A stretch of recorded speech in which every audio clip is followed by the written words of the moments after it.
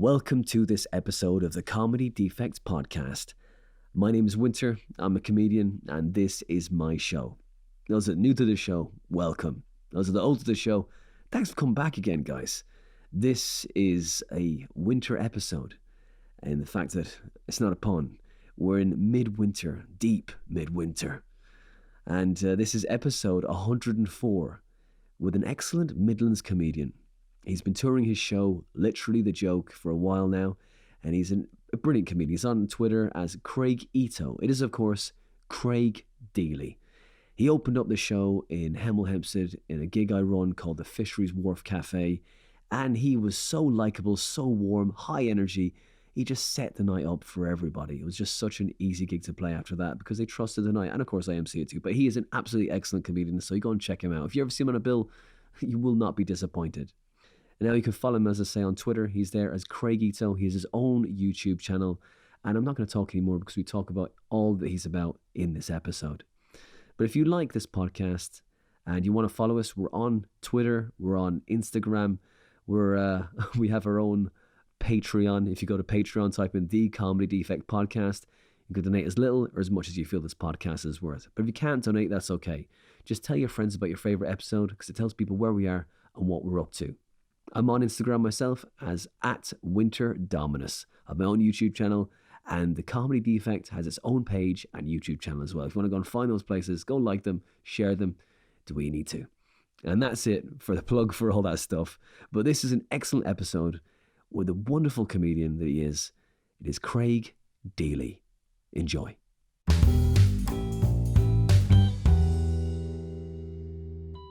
Craig Deeley, welcome to the Comedy Defect. How are you doing?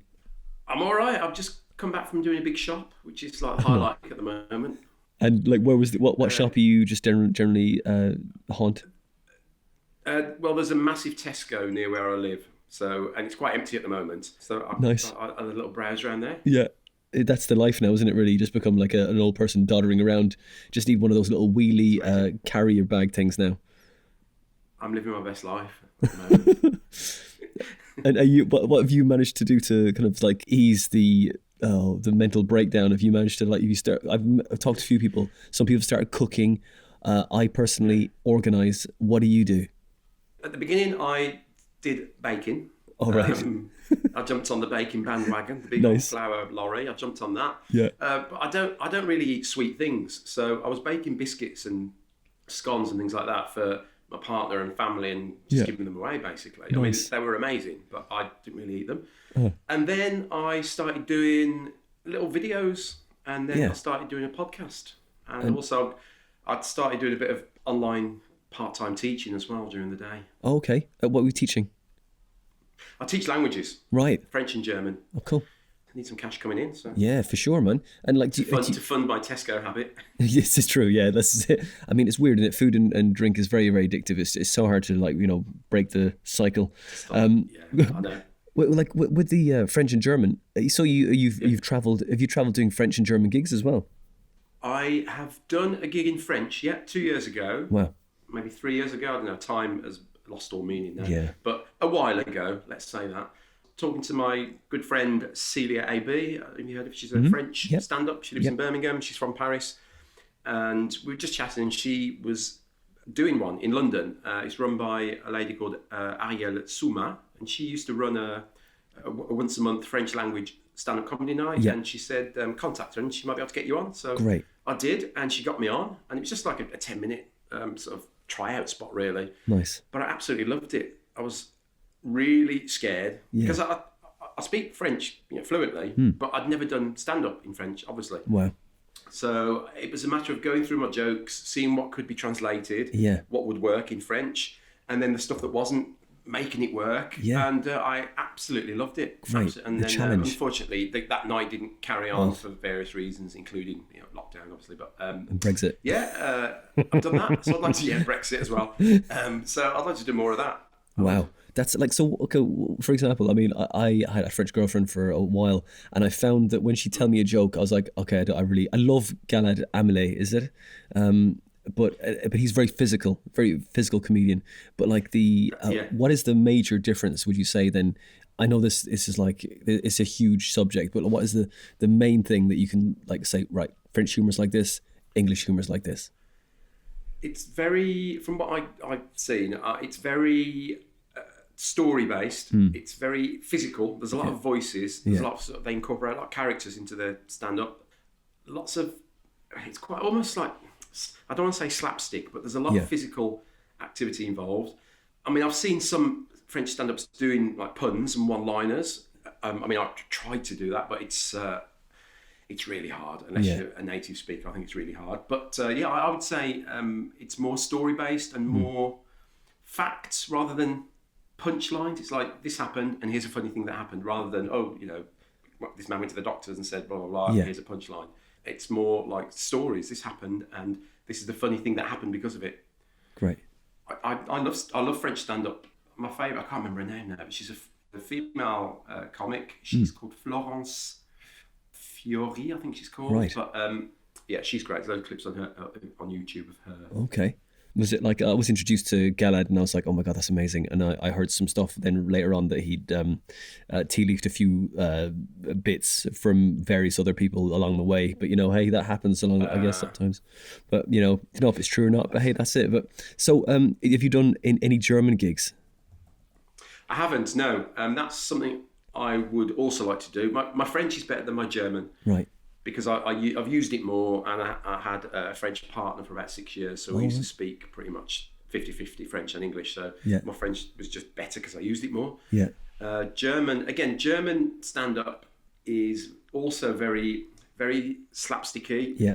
Because of the way that German is constructed, I don't know if you know, but often you have to wait to the end of the sentence to understand what the verb is. So sometimes you have to wait really quite a long time to get to the end of the sentence and you think, that's the verb. Yeah. Okay, it's funny. Great. So that's why they tend to tell stories and do more physical humour. I think, I'm not an expert, but from what I've seen. A wonderful way to sneak the joke though, like just like lead him down the path and then finally at the end, like it's just a pull back and reveal, isn't it really? A really long one. Or just walk off before the last verb in the sentence. Yeah. Great. So you've been, I didn't know this, you were like semi-finalist for So You Think You're Funny. Yeah, that was when I first started. That was like 2004, I think, something like that. And I've been going about a year, and I just entered lots of competitions that were just not appropriate for me. Right. And I didn't get very far with a lot of them. But with that one, I got through to the semi-final in Edinburgh. Wow.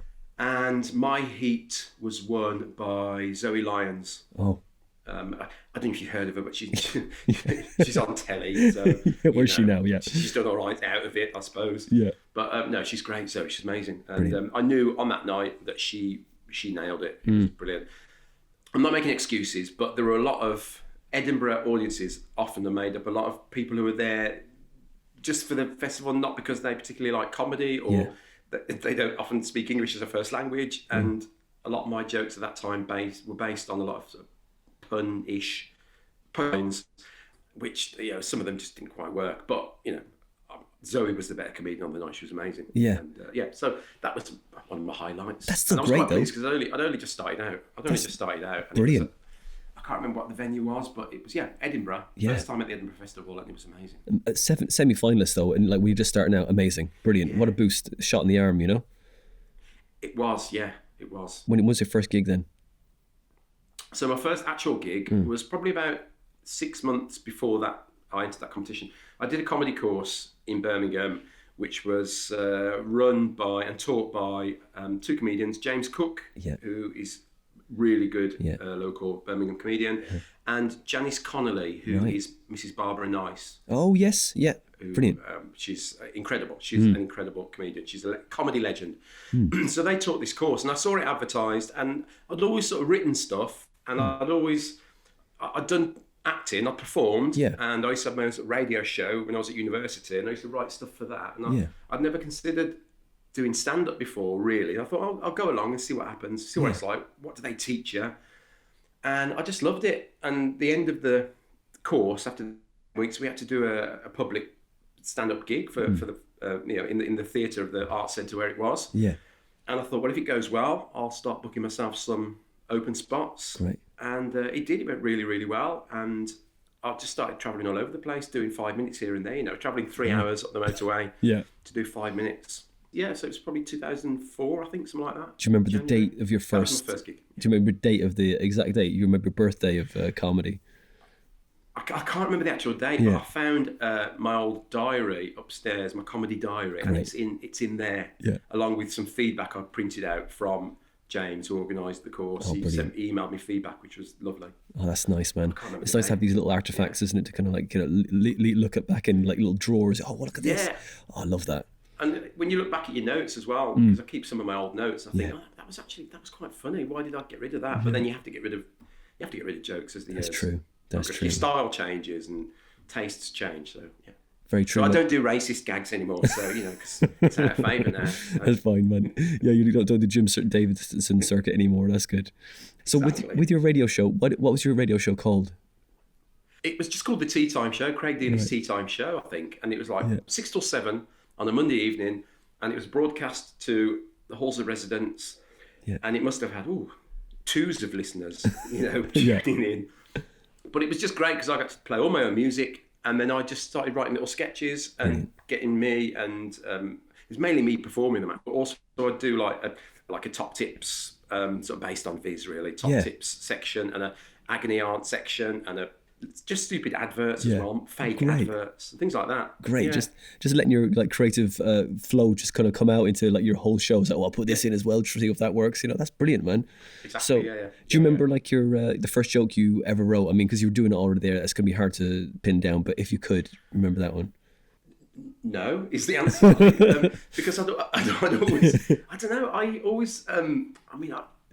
I remember we used to, me and my friend at school, because we weren't really the cool kids. Right. There was lots of little cliques at school, and I was never part of any of the cool cliques. Yeah. But I used to hover between them, and me and my friend used to just make each other laugh so much, and that sort of caught on with other people in the other groups. So we'd sort of flick between groups, really trying to be funny. Cool. We thought we were hilarious, and we used to just make up comics and draw stupid pictures in our exercise books and just little stupid sketches that you do when you're teenage boys, really, thinking you are the new Smith and Jones or the new Morecambe and Wise. It's like a double act really at school. And it amused us. And then some of our mates found it funny, so I can't remember any exact jokes we wrote, but it was all kind of mockery, really. It was spoofs. We used to do that. And then I went to quite a stuffy grammar school, and they used to have this school magazine that came out once a year, and it was so boring. And it was all about people's sporting achievements, and it had a pretentious Latin slogan on the title and on the front page. Do you remember what is it? What was it? Do you remember what it was? I can't remember the title. The magazine was called The Bridge, right? But I can't remember the Latin slogan. But me and this friend and a few other friends, one of whom is now a journalist at The Guardian, clubbed together, and we did a spoof version of it. Great. So we called it The Fridge instead of The Bridge. We called it The Fridge because we were just so cool on the point. And then underneath we wrote pretentious Latinus sloganus. Yeah. Oh man, we're just so edgy, satirical, and we just mocked every section of that school magazine. So we put really stupid sporting achievements. I remember in the original school magazine, there was a poetry page, and kids had submitted poetry, and one of these kids had submitted the lyrics to "Holding Back the Years" by Simply Red. Oh my god! And claimed it as his own. And so obviously we let rip on that. So we just published a page of song lyrics with this kid's name. Nice. And we just got into a lot of trouble for the whole thing. And one of the teachers apparently threatened to resign his post as the editor of this school magazine unless we were stopped from publishing it or censored. So we did publish it, and we just got a black marker and we just crossed out a couple of offending bits. That was our compromise, but we still went ahead and did it, and he didn't resign. But so that was one of my first forays into getting my humour into the public domain. That's funny, man. Like he was threatening to resign from a post that he wasn't employed for technically. He was just doing it Basically, on the side. Yeah. It's like, well, I will resign my free post. And oh, wow, God, that you've really upped the stakes and there. And then what'll you do? Yeah. We'll just get someone else to do it. I will just enjoy my evenings. And okay, fine. Well, that's it. Yeah. And not to worry about idiots like these lot. Yeah, lampooning you like, oh, that's great. I don't know about you, right? But when I went to school, I'd be like, have this before I go. I kind of rehearse some stories or like little funny things I thought of before I go, like in my head, before I'd meet all the rest of the crew, like outside the school. 10 minutes before you go in. Do you ever have that? Yeah. You do that as well? I do it now. I still do it now. I rehearse. I kind of rehearse little. I'm always. My partner says, you know, you're talking to yourself, don't you? I say, yeah, I do, because I'm basically rehearsing little sketches or conversations in my head. Mm. And sometimes I don't realise I'm doing it, and I have to say it out loud, and my mouth moves. Yeah. I've always done that. No. I'm always thinking of either new jokes or new ideas for my podcast or for little sketches or stuff to put on YouTube. Brilliant. So I'm always doing that. Yeah. That's and conversations. I rehearse conversations, just normal conversations. I rehearse them in my head. You're like, just be real. I am. This is who I am. I can't. This is the best version of me. I've practiced this already. I practiced, and then I'll have a scratch card, please. Yeah, that's it. Oh, it's like the typical example of that. It's like when maybe. Not all people can empathise to that degree, but that one is when you're underage and you go for try to get a drink and you're like, okay, can I have please? Yeah. But that's just that they're high stakes. But especially when you're with your friends, you've got to be the funny one. You're like, right, this has to be. I've got to nail this because otherwise they're going to take the piss out of me because I totally fucked up the last punchline, isn't it? That's it, man. Absolutely, yeah. Great. Yeah. God, you just brought back.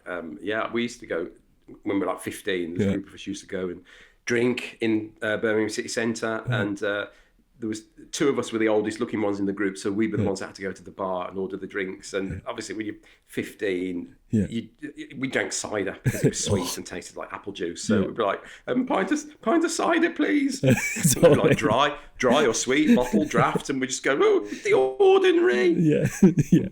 That's it, like voice breaking at that moment. It's so funny. It's so funny. Sweat dripping down your forehead. No, that's it. Oh man, so with your videos you're doing at the moment, what's the theme? Are you just like different things, just random stuff, or?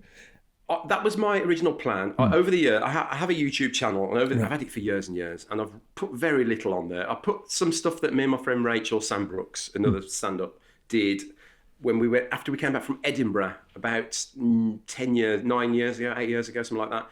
We were sharing a massive tent together, and we were watching Carry On films on a computer one night. Great. And this woman came and knocked on the tent door. You could see her face through the plastic, and she basically told us to keep the noise down. And we could hear her husband in the background saying something, and we thought he must have sent his wife out to go and tell us to keep it down. So we sort of developed these two characters called John and Margaret, who just go through the motions of being married. And we developed it into a couple of sketches, and we put them on YouTube. So they're still on there. Great. And then after that, I didn't really do much. And then when lockdown hit, I thought I'll revive my YouTube channel. And I filmed a sketch where I played this woman called Trish, who was on one of these family reunion shows. Presenter gives her a letter from her long lost sister and says she really wants to meet you. So she reads this letter and she's so excited, and she goes, "Oh, actually, there's a lot of grammar mistakes in this. I think I'll leave it." And so that was the first sketch. And I quite liked this character, Trish. So I started doing more sketches and then introducing more characters. So I did one of her at work with her office mate, Sue, who's really lazy, their boss who loves himself. So there's about eight or nine Trish sketches on my YouTube channel now. And I really enjoy doing them, but because I play all the parts. Oh, brilliant. It takes ages, it takes all day to do it. And then I have to edit it, obviously, and make it look like quite as professional as possible. Yeah, of course. You're editing it and you realise you forgot to put your green screen up or that sort of thing. So I absolutely loved doing it. It's time consuming, but it's a labour of love. And so I thought, I'll do it as a podcast. So now my podcast that I've got out is called Trish of the Day. It's Trish talking to expert invited guests who mainly are her neighbours and friends and Sue from the office, talking about hot topics that you might see on a daytime TV show. So, like a psychic dog, or Nice. I married a ghost, or perfect funerals. Oh, brilliant! Like random, it can go anywhere as well. That's brilliant. Trish is just the foundation or the frame, if you like, is it? Great, man. Basically, yeah. Oh, yeah. But I like her character because she's very honest. She speaks her mind. She's not offensive. She doesn't suffer fools gladly. She likes fair play, but at the same time, she'll speak her mind. She thinks you're an idiot, she'll tell you. Yeah, great. And she does, especially to Sue from her office. That's wonderful. And you can Sue hide bears the behind brunt of a lot of it. Oh, right. So Sue from the office is her nemesis, is it? She's her frenemy. Right. Yeah, that's it. Just constant digs at Sue. And basically, yeah. So, and it's great the fact she's a character as well. So, the character said it wasn't me. I didn't say anything. That's it. Yeah, exactly. Yeah. But people have said that it's based on a lot of my personality as well. So sometimes my partner will say, I'll say something, and you'll say, that's not you talking, that's Trish. And I don't, Great.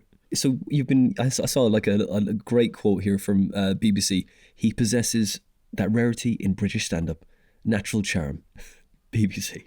Well, yeah, that's what happens when you write your own quotes, make them up. Say they're from the BBC. You say that's how charming I am.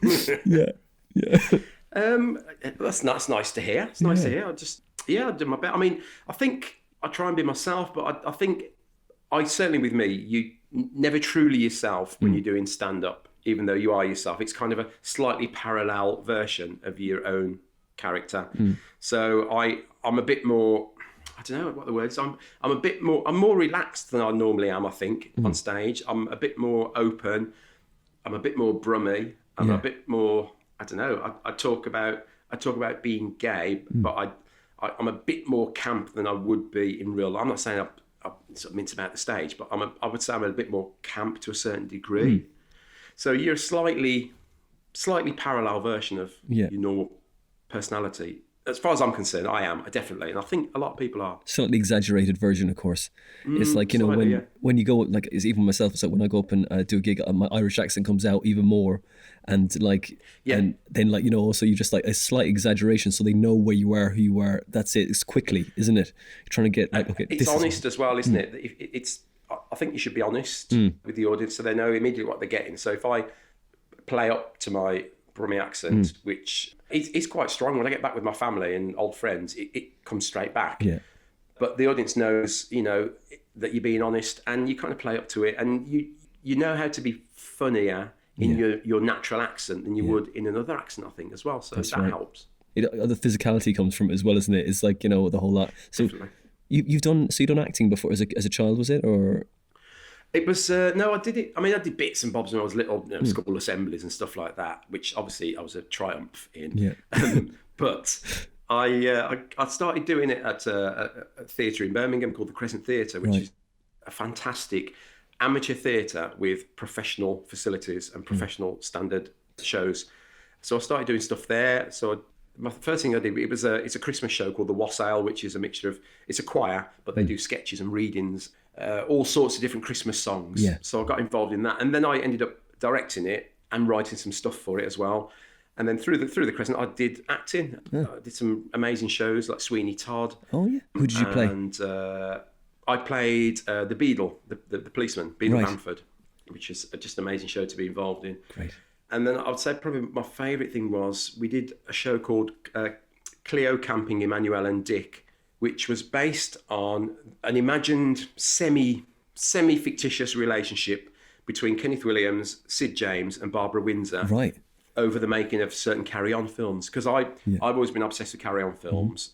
And the other people in the show, like the director, who's a friend of mine, is obsessed. And the lady who played Barbara Windsor, she's one of my closest friends. She was amazing. So we were just, it was a dream role, really. And we had this caravan on stage, which was the main setting for all these 4 films. Great. And it was just amazing because we perfected our impressions. Yeah. We got to dress up in these fantastic costumes from, imitating them from the film. 2 weeks of couldn't wait to get to the theatre every night to do that, twice on a Sunday. Yeah. And so, like the Carry On films, your favourite one? Because I remember watching all of these when I was a kid in Ireland. On every Sunday they'd be on, and maybe about 2 or 3 in the afternoon or something like that.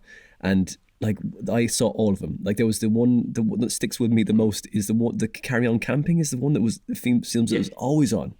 that and Carry On Abroad, right, joint favourites for me. Great. Yeah, cool. I think for Carry On Abroad was the last one that the original gang were all in together. So after that one, I think it was made in 1974, I think. Like Charles Hawtrey, for example, didn't appear in another one after that. He was an alcoholic and he was just too unreliable on set and kept demanding star billing. So they just got rid of him. Right. Because they kept saying no one is bigger than the Carry On films. There's no star. The star is the film. Yeah. So that was the last great one that they were all together in. And all the old gang were there, like Hattie Jakes and Joan Sims, who I think is probably my favourite of the Carry On actors. Yeah, but Carry On Camping, I think, was the first one I watched when I was little, so that really stuck with me all those years. I think I just remember the scene in the tent where Terry Scott is having bullets picked out of his backside by Betty Marsden, his wife. It's great. It's really memorable. So it just stuck with me since I was a kid, that one. Definitely Carry On Camping. Yeah. With the acting and stuff, what was your first role as an actor? A proper acting role on stage. I did at university, and it was a German play, actually, because I did French and German, and it was called Romulus the Great, Romulus der Große, by a Swiss-German playwright called Friedrich Dürrenmatt, who I'd read a couple of his plays before for A-level, and from what I thought he was great. So I was in that as, it wasn't like a main role, but I just loved the fact I was on stage, speaking German the whole time. I didn't understand everything I was saying, because I was only in my second year. But I absolutely loved it. And then, so my first role at the theatre, the Crescent Theatre, was it was a play called The Hostage, written by Brendan Behan. And it's set in Ireland. Yeah. And I played a British soldier who was kidnapped. Yeah. And at the time, I was, I don't know, 30, something like that. But I was playing this 19-year-old soldier, so that was quite funny. Yeah. But obviously I pulled it off. Yeah. And it was a strange play, but... 19 to 45. playing age of 15 to 19. Thanks. Yeah, nice. But it was great. I loved it. It was a strange play. I can't say it was one of my favourite plays to have watched if I was in the audience, but I loved being in it. And there were some funny bits. We got to sing a bit. Great. And it was just a nice introduction to the theatre. Did you do your degree in drama? No, I did French and German. French and German, right. But as part of that, we studied some drama. I went to Hull University, and the good thing about it was, if you didn't want to do just literature, you could do other options as well. So one of my options was French art and French architecture in society, because I was fed up with reading all the time, but I loved churches and cathedrals. Did like the history of the German language as well, and things like that. So it was great. Wow. Like you've been going since like before 2004 then, is it? Mm-hmm. I did the comedy course in 2003, so stand-up wise I started in 2004, I think. Yeah. Right, so like since then, how many full shows have you done, Craig? I've done not as many as you'd think. I've done I've done three hour-long shows. Well, one of them I shared half an hour each, and then I did two more after that. It took me a long time to have the nerve to do an hour-long show. I just didn't know how people did it. And then I realised that I write jokes all the time, and I thought, just put hundreds of jokes together and make a show. Yeah. And eventually that's what I did. Twitter was a major contributory factor, because when I started going on Twitter, which was like 2009, I think it was, I didn't really know how it worked. I thought it's a bit like Facebook, and I was putting just things like, off to the gym, or just had a cup of tea. And I thought, who actually cares that you've just had a cup of tea? Facebook, maybe. That's that kind of Facebook audience. But Twitter, no. And then I realised, actually, Twitter can be used for trying out new jokes. So I started doing that, and it really helped me, because you're limited in your word count. You've got to make it as precise as possible. And it's kind of changed my style as well. I've adapted my style to a more one-liner than I was before. I used to do more stories, and now I do stories which are made up of very short jokes. And it's thanks to Twitter, really. Yeah. And because of that, I pulled hundreds of jokes together to do my hour-long shows. Yeah. And what was the name of your shows? The first show I did was with my friend Rachel Sandbrooks, we did sketches together, and it was called Look at Craig and Rachel, because we couldn't really think of a title, and it was basically a vanity project, really. Look at us. Yeah. But we had fun. We didn't have massive audiences. We were only in Edinburgh for about 10 days, I think, so we weren't there long enough to get reviews and stuff like that, but we just wanted to do it. And then I did, my second show was called Truly Madly Deeley, which was 4 years ago, I think. So I did that in Leicester, and the Birmingham Comedy Festival. I can't remember. I did it 3 or 4 places, can't remember. Yeah. And then I thought, okay, now I know I can do it on my own. I started doing another one, which I performed for the first time at Birmingham Comedy Festival 2 years ago. And that was called Literally the Joke.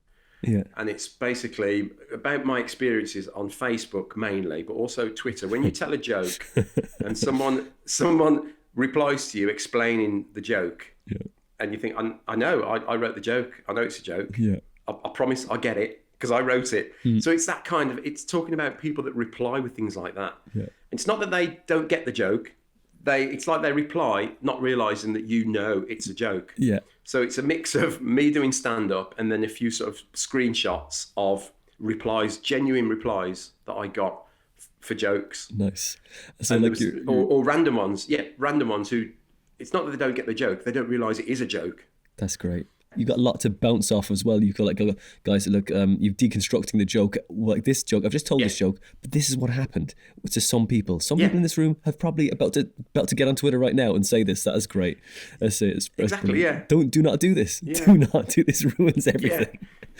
Yeah. That's great. So I did it at Birmingham Comedy Festival, October 19, and I thought, well, it went really well, really well. So I started to book myself into other festivals. So I did the Leicester Comedy Festival with it, which was fantastic. And I was going to do the Coventry one and then other ones. And then lockdown hit and put paid to all gigs really. But I'm definitely going to bring it back and do it because I enjoy doing it so much. And now I've got new ones to add in. So can't wait. Nice. That's great. So the one you did with Sandra, Rachel. Sorry, Rachel God, why am I brain? Sandbrooks. That's it. Rachel Sandbrooks. That was like Sandra Rach Brooks. Yeah. I had there was sand in there somewhere. But there was so Rachel Sandbrooks, right? You did that one, and that was just like your best, I guess, West 20 each, and went up for 10 days. Yeah. So this was like 2012. It was actually. Yeah, that's when we went up. So 9 years ago, 9 years ago. That's great. And it was our best half an hour each. And we had a couple of guests doing like 5-minute slots as well, which was fab. What room were you in?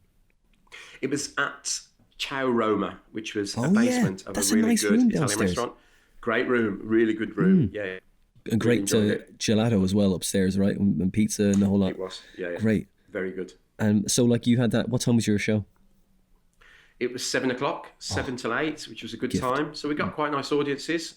Yeah, it depends on the weather as well. So rainy days, we got very good audiences. Sunny days, handful. But we just enjoyed ourselves, and whoever our guest was also enjoyed themselves as well. So we loved it. That's a great little room. It's like, and you have that slot is a perfect slot, and the 10 days you went up for 10 days, right? I mean that's the for 10 days. Yeah. That's the perfect time, really. You're just like, oh, I had a great time, and bye everyone. You're not staying there in the doldrums and the sadness at the end. Yeah, I mean, I've been to Edinburgh 3 or 4 times now, but I've never done the full month. Partly because I just think it would drive me mad. Yeah. Because it's amazing. It's amazing being at the Edinburgh Festival, especially if you're part of it. But it can also be really lonely. Yeah. And if something hasn't gone well and you're on your own reflecting about it, it can be soul destroying. Luckily that hasn't really happened to me, but I know other people that it has happened to. So I was happy just to go up. So every time I've been up, it's been for a week or 10 days. Great. That's perfect. And that's enough for me. That's perfect amount of time. Steve Day said just the first 2 weeks, 10 days, but essentially best to go. Because otherwise, there's a buzz there. All the reviews are done in the first, that's those first couple of weeks. The rest is just sheer, basically, masochism. Yeah. I imagine you get to a point where you think, okay, I'm over the hill now. Let's just go for it. We're over the hump. Let's just keep our heads down and just get to the end of it, which you shouldn't feel like that. No. You should feel fresh all the time. I'm sure some people do, but I just felt it's a month in the same venue for a month. Yeah. Wondering, will I get an audience? Because generally I did it on the free fringe, so it works out the cheapest possible way. Right. So you don't know if you're going to get an audience or not. That's true. That's true. And you stayed in the tent and in the campsite out of town. It's the campsite that's about it feels like about 75 miles ahead of the city centre. It's probably only about 4 or 5, but that bus ride into Edinburgh used to take forever. Yeah. And I, to this day, I still couldn't tell you exactly where it is. I used to just get on that bus going to Edinburgh and then come home in the bus or in a taxi if I'd been out drinking. But I wouldn't be able to tell you exactly where the campsite was. I thought it's the cheapest way. That's right. And when I shared tent with Rachel, it was quite cheap. But then when I went on my own in my tent, it was really expensive. It's like 200 quid for a week in a campsite on your own. And I thought, I'm taking my own accommodation with me. It's still 200 quid a week. How? And then another time I went up, I was seeing someone who actually, his sister lived in Edinburgh. So we stayed at her house. So that was good. Amazing. It's great. 200 quid for a tent, sleeping in a tent a week. I mean, I know it's crazy. I wonder what they did this year, the last couple of, the last year, which is gone. I wonder how they survived, huh? I don't know. That's it. I don't know. And a lot of people are not just the festival people who have lost a lot of money, because a lot of people that live there flee the city in August and rent their houses out. So they will have lost out as well. To pay their mortgage for the year, isn't it? To pay them. Yes, exactly. I mean, I'm not saying I feel sorry for them. No, not at all. Get my tiny violin out for them. But the little tiny set of bagpipes.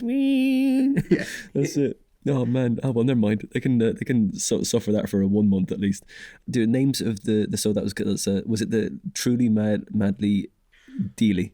Right? Truly Madly Deeley, yeah. And that I was trying to come up with. That was just pure stand-up. Yeah. And I was trying to think of, obviously, half the battle of writing a show is coming up with a name for the show, which I thought had to be a pun. It had to be a play on words of your name. I realised now it doesn't, but then I thought I have to do it. So I asked around on Twitter. I did like a Twitter poll. So I had things going about like Ideally, Deeley Bopper, stuff like that, And then I went to visit my friend, Sandra H. Brooks, and her husband said, "What about Truly Madly Deeley?" And I thought, actually, that's one that I like it. It came into my mind at the beginning of thinking of names. I thought, no, I just dismissed it. And when he said it, I thought, actually, that is a really good title. Yeah, so I kept that. Nice. Like that was just your best stand-up. There's no theme, just having fun with it and just do an hour of best there wasn't a stand-up. theme. It was just great. And I've made that clear.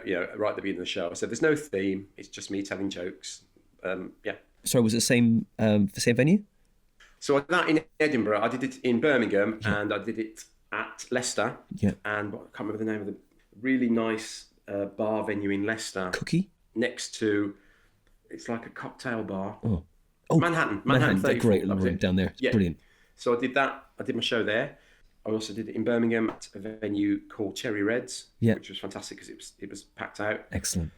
But I didn't do it anywhere else after that, I don't think. But then the one I did about the literally the joke, I did that at the Victoria pub in Birmingham, which has got a fantastic room upstairs, and I did that in Manhattan 34 as well in Leicester, which was great. Again, it was like sold out, so I was so happy. And then I was starting to look at other venues, and then lockdown hit, so I just gave up. Took the wind out the sails. That's it, man. Yeah, slightly. Like I ask this everyone I have on the show, like when you because you're like high energy and likable and just kind of the audience is like kind of like warm to you straight away generally, isn't it? Like you're really high energy and just fun and just basically down to earth. But as a comic, right? You could be any. I've had this question a few times. Like Sean Mio, right? You know Sean Mio? Mm-hmm. Yeah. He's like a curmudgeon, and like just go and just like kind of he sees himself when he goes on stage as like a gun for hire. So he goes around the country and just like a Wild West Ronin, if you like. Do you have any like kind of model that you potentially see? Because not everyone sees themselves as like some sort of archetype of any kind, but they just have them themselves that are exaggerated. But did you ever have one when we started gigging? You're like, I feel like I'm this. I grew up watching a lot of stand up, and my favourite stand ups tended to be female. So Victoria Wood.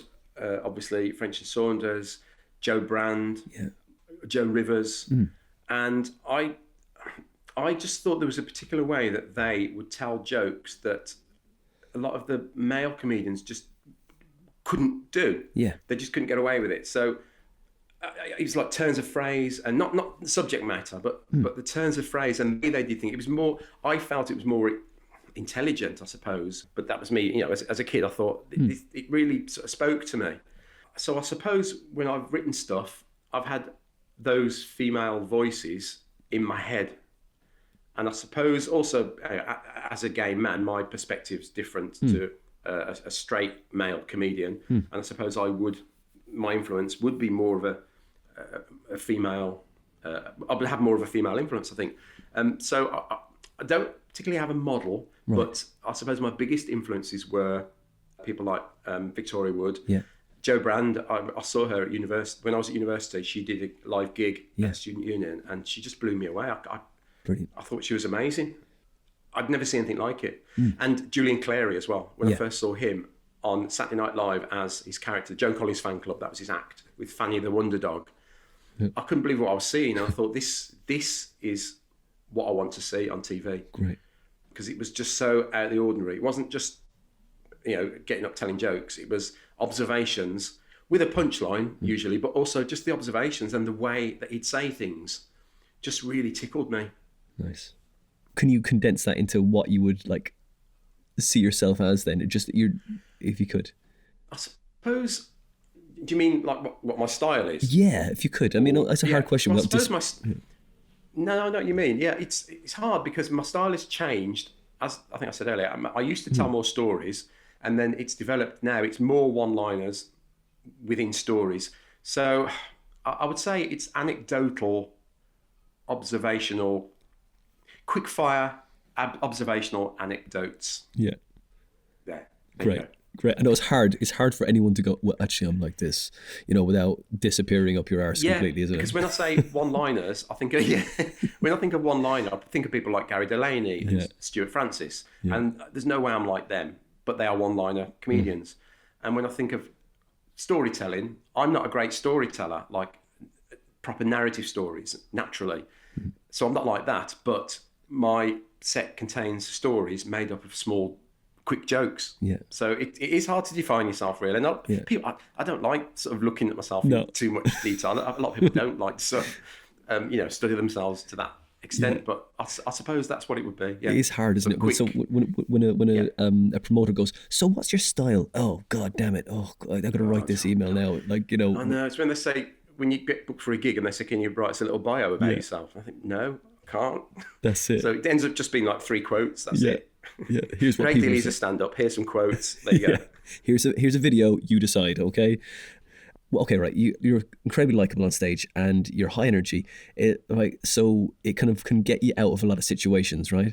When you like a gig doesn't go well. Can you tell us about a gig that like you can just remember that every time you think of it, you just go, oh my God, that is horrible. Oh yeah, a couple. Yeah. So not long after I'd started doing comedy and traveling about, I did a gig at a pub in Coventry, and at the last minute they changed the venue, and up until then I'd had really good open spot gig. I was an open spot, I was just doing like 10 minutes in the middle, unpaid stuff, and I was having really good gigs and I was getting really good reviews as well.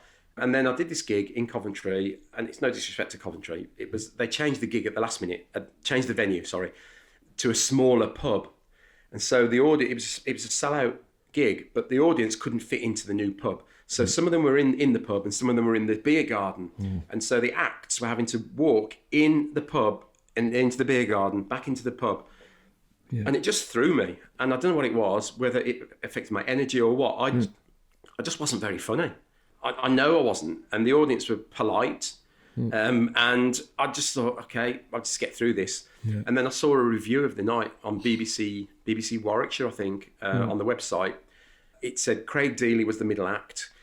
He was fresh out of comedy college, but judging by his act, he skipped more lectures than he went to. Oh, God damn it. And it just crushed me. I felt like a deflated, inflatable doll. Yeah, you know what I hate, right? You know what I hate? I hate that fact that like the viewer is trying to be funny off you not being funny. I don't like just be factual. Don't try and be funny with it and observe it. Yeah. Don't. They're just jealous, Winter. They're just jealous. That's it. Bitter, failed comics writing reviews. Yeah. So that's the one that sticks out because it was my first bad experience being on stage. I'm lucky in that I've never really been. I've never had a gig where I've had to cut it short because people hate me so much, or because it's so, the audience is so awful, or fights break out. Yeah. I'm lucky that I don't think, unless I did, and I've blanked it out because it would trigger me. But I don't remember having one that was so bad that it makes me it brings back terrible memories. So I think I'm lucky that I've got away with that. Right. I've had quiet gigs. I've had gigs where the audience just didn't like me for some reason. Right. I think everyone does, but I'm lucky that I've never had absolute disasters apart from that. I mean, I've got one which is I did the Laughter Lounge in Dublin years and years ago when I'd done 30 gigs and I was fucking shit, and I walked up the stage to applause. Did 5 minutes, which felt like to silence, which felt like about 5 hours. You know what I mean? And I was just like, oh my! I got through it and then came off, and they didn't even applaud me off. Oh god! They were like, and then it went. I was like, oh man, fuck! And I had to stay in Galway that night as well. And the owner of the Galway Laughter Lounge, he gave me you get a free T-shirt when you do it, and the T-shirt was extra large. I'm like a medium, like at most, you know. I thought it was just a metaphor for how far I had to grow. You know, I still have the T-shirt as well. Still doesn't fit me. God damn it! It's extra. I've got to have to put an awful lot of weight. You know what I'm saying? Still time. Lockdown, isn't it? This is true. This is true. I've got a good excuse. You know, what is the thing that you've had to overcome the most to get good at comedy? I think learning to go more with your instinct. Yeah, learning to be a bit more fearless, and just going with your gut reaction for things. So, for example, if somebody says something to you on stage, and I'm not saying heckling, but if they join in, because some heckles are good, they think they're helping. That can be annoying, but if somebody says something, sometimes it's okay to acknowledge it and just respond according to what your gut says. Sometimes it's best to ignore it. If it's someone that thinks they should be on the stage, or their mates have put them up to it, and they're just trying to be disruptive, then don't engage. But if it's someone that genuinely says something, I've learnt to not be scared of just answering. And I think that comes to, I do improv as well. I've been doing improv for the last 9-10 years. Great. And I started doing improv because I thought it would make me a really hilarious compere. Yeah. It didn't, but it did teach me just to not to plan things really. Just go with the moment, and often that can be the funniest. Oh, sorry. Funniest thing. I was waiting for a thing at the end there. I was like, just funniest, and I was like, oh, okay. Okay. It's like, I don't know why I don't expected the word to end like I expect. I mean, I planned for that word to end, that sentence to end at thing. I'm so sorry. The thing is, right. No, that's my fault. It's totally my fault for planning it. You see, improv, right? I love improv, right? It's great you've been doing it. I did level 1 and 2 a couple of years ago, and do you know what? It really teleported me in terms of confidence on stage. Yeah. Like that, as you say, you don't have to be. You just got to be, and you're funny. You're in that moment. They're primed, and you're especially like emceeing mode and all that. But it's like, so you're done all that. That's amazing.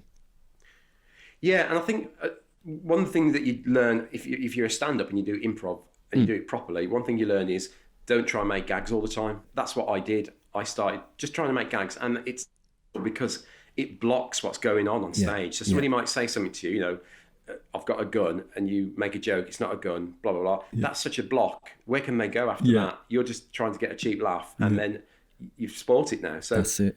Bring them with you, isn't it? You have to learn how to stop doing. You have to learn to stop doing that. That's it.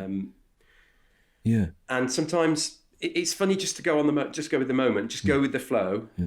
It's the whole sort of yes and ethos, isn't it, of improv. So when I started doing it, it was all short form stuff like games, like Whose Line Is It Anyway style games, which I loved doing. And then eventually some of us joined a different group. We formed a different group and we started doing long form stuff. So we do full length shows now. So in the past, we've done a musical, we've done murder mysteries, we've done a Sherlock Holmes, we've done an Absolutely Fabulous. Yeah. And now we concentrate mainly now on murder mysteries, comedy, made up murder mysteries. So who's that with? So we're called Foghorn Unscripted. Foghorn Unscripted, right? We're based in Birmingham. Yeah. And we've kind of come up with this murder mystery format ourselves, which works really well because the audience don't know what to expect. They join in, but we none of us in the group are fans of embarrassing the audience. So we don't get them on stage. We don't put anyone on the spot. Any sort of shout out that they have to do, they do it as a group. We don't make people do it individually, or we get them to write stuff down. So there's no threat of them being singled out. It's really relaxed, and we make them know that at the beginning of the show that no one's going to be picked out the audience or humiliated, or we're not going to make them kiss anyone or take their clothes off, or that sort of thing. Yeah. And we're a more mature group. We're older than a lot of the sort of improv groups that tend to be the high energy, sort of chest bumping, high fiving, game playing groups that start out. We've done that. We did it years and years and years ago, and now we've sort of grown out of that. We're all more mature, and we prefer the older. We get older audiences as well because of the nature of the stuff that we do. Murder mysteries appeals to an older audience. It's like Cluedo, isn't it? It's like Cluedo. It's like, oh, live Cluedo, brilliant. So Foghorn and what's that, Foghorn? Foghorn Unscripted. Foghorn Unscripted, brilliant. Have you managed to do any of those? Does it transfer to online medium? Yes, it can do. Yeah, again, it's finding the balance between what we say is you can steal the scene, but don't steal the show. So you can have your moment in a scene, and we've all got our own strengths, and sometimes it's okay to make jokes as long as you don't block the action, you don't stop what other people are doing, you don't ruin the story. It's okay to go with the story and make jokes about it. So as long as you know how to keep the balance, there's nothing wrong with doing that. Brilliant. Yeah. Have you tried to launch it online or anything like that, or just kind of pulled it in? We have done bits and bobs online over the years. We find that live works best for what we do.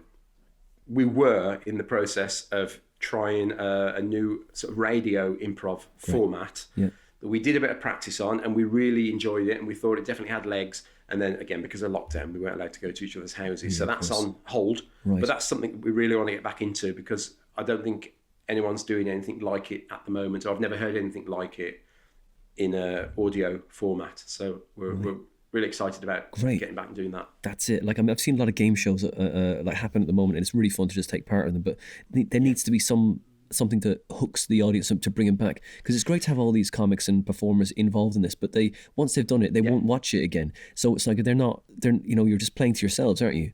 But if you've got, as you say, like something that the audience can just like give suggestions and be a part of, and they can even be part of the show again without destroying them, that's a perfect. Exactly, yeah. And you can be a part of the show without being in it. If your suggestion is used, you feel that you're invested in that show because you helped shape it. Brilliant. That's right. That's great. And I mean, and then they'll tell their friends, and it's just who wants to not play. Brilliant. That's brilliant. Yeah. So Foghorn Unscripted. Yeah. Brilliant. Yeah. We've got a website. Nice. Okay. You started off baking at the beginning of lockdown. What are you into now? Are you just teaching? You're just teaching now, or was there something else? I'm doing a bit of teaching during the day. Yeah. Not every day, but I need to do more because I need a bit more money coming in, but because I've got mortgage to pay. Yeah. But I'm doing a bit of teaching, and when I'm not doing that, I'm trying to do creative things. So I'm writing my podcast at the moment. So I mentioned that earlier, Trish of the Day. I'm just finishing writing episode 6. It goes out every Wednesday. Yeah. So I've got to really step up and finish writing episode 6. So I have to record it as well, and I'll do all the voices again. Yeah. So it just takes ages to edit it together. I'll bet. So that's taking a lot of my time. I'm sort of wondering whether to carry it on after episode 6, whether to end the series there and come back later with series 2, because I've got an idea for another podcast that I really want to do based on Kenneth Williams, but I don't want to give too much away because, again, I think it's quite an original idea. Yeah.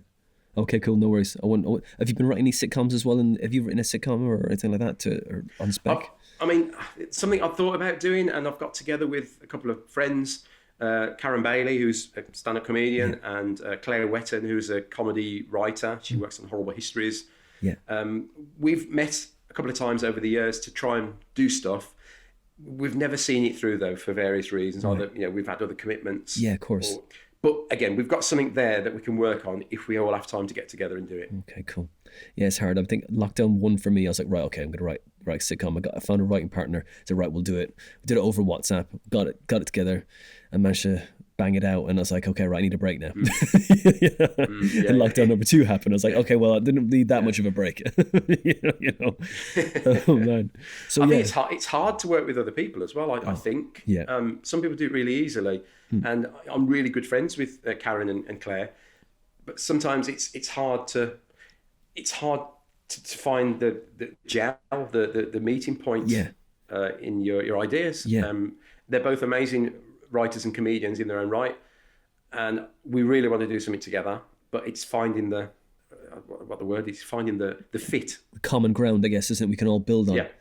Luckily, the right partner I had was, I write the jokes, he writes the story. I just punch up the story and make it make sense. You know, like the more of a clear, straight to the not straight totally to the punch, but like more of a clear route.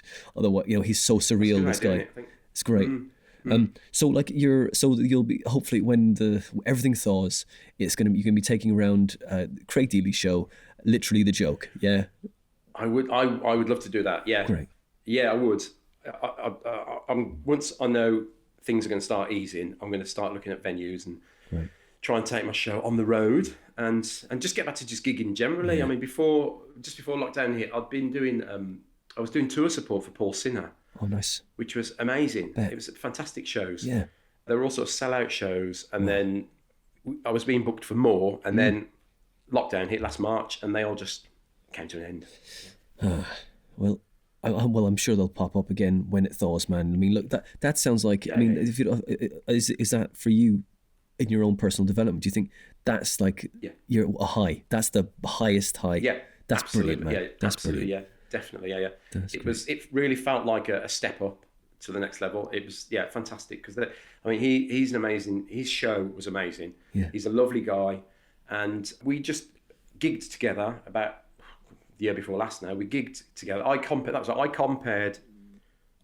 think I opened one of his warm-up tour shows before he took it on the road at my friend Karen Bailey's gig in Birmingham, and then he saw me and then asked if I wanted to do tour support for him, and so we did a handful of shows together, and then more were being booked in, and then we had to stop. Yeah, but it was such an amazing experience, really brilliant experience. Well, Craig, I hope when all starts up again, the luck continues, man. So we can find you on YouTube with Trisha. On YouTube, my channel's just called Craig Deeley. And then I keep meaning to make myself a website, but I never get round to it. But you can find me on Twitter at Craigito. So that's where I try all my jokes out, and that's where I plug my gigs. Yeah. So that's probably the best place to find me until I get round. I used to have a website because I don't know how to do it. So my friend's boyfriend did it for me, and he hosted it for free because that was what his job was, and then they split up. So that little freebie ended, unfortunately. It's a bit selfish of him, but and I never got around to doing my own website. So Twitter's probably the best place to find me, and YouTube. Brilliant. And like you post all your podcasts there as well and everything. Yeah, my podcast, Trish of the Day, you can find it on Apple, on Podbean, on Amazon, Spotify, all the cool places, CFAX, all the cool places. Teletext, that's great. It's good. Yeah, it's a bit annoying on there. Yeah, I could read the whole transcribed interviews. That's great. Or transcribed sketches, brilliant. That's great. A lot easier, isn't it? Typed out. You don't have to do any of the voices or nothing. Absolutely, yeah. Oh well, Craig. Well, thanks for spending an hour and a bit with me on the show, man. And I hope that the luck continues after the thaw, and you're back on the road with Paul Sinha, man. That's brilliant. Fingers crossed. Fingers crossed.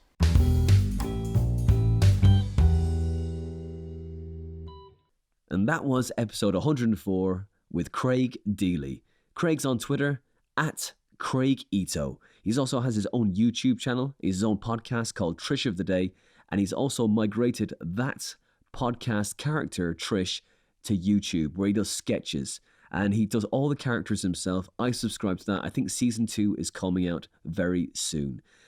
And he also tours with an improv group called Foghorn Unscripted. Now you can see all the dates and the live appearances on the website, which is www.foghornunscripted.com, where they do improvised murder mysteries, and no one knows who's done it, so it just sounds like an awful lot of fun. So details, dates, places, all on the website, www.foghornunscripted.com. But that's it for this episode of the Comedy Defect podcast.